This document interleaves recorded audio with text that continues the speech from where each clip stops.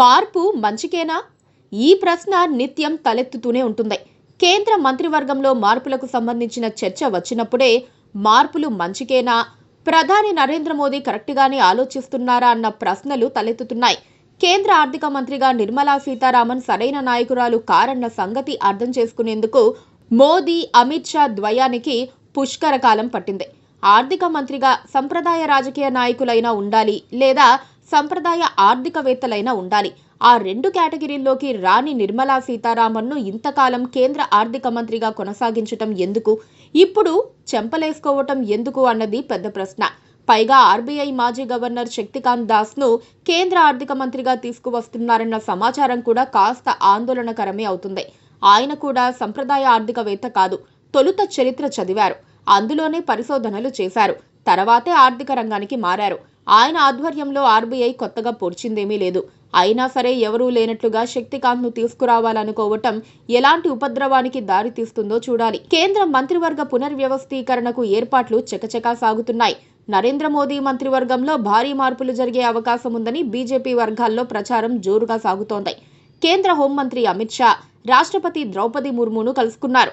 ఆదివారం కానీ సోమవారం కానీ మంత్రివర్గ పునర్వ్యవస్థీకరణ చేయనున్నట్టు ఆమెకు అమిత్ షా వివరించినట్టు సమాచారం.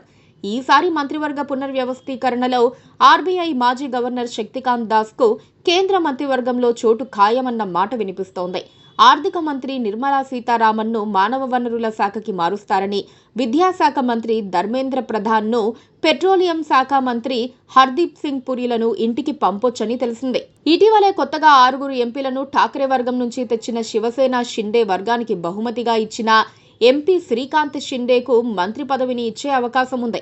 కేంద్ర మాజీ మంత్రి అనురాగ్ ఠాకూర్కు ఈసారి మంత్రి పదవిని కట్టబెడతారు. మరోవైపు మీరట్ ఎంపీ రామాయణం సీరియల్లో రాముని పాత్రధారి అరుణ్ గోవిల్ను మంత్రివర్గంలో చేర్చుకుంటారు. అయోధ్య రామాలయంలో నగలు చోరీ వ్యవహారాన్ని పక్కదారి పట్టించేందుకే ఇలాంటి చర్యలకు దిగుతున్నారనుకోవాలి.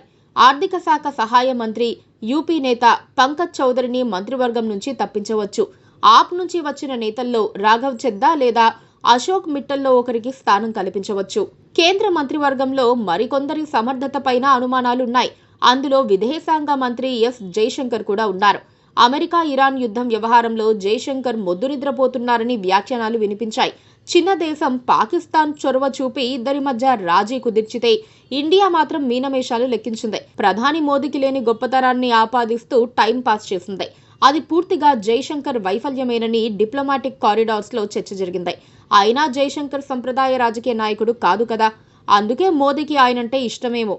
అలా కేంద్ర మంత్రివర్గంలో చాలా తెల్ల ఏనుగులు ఉన్నాయని చెప్పేందుకు సందేహించకూడదు.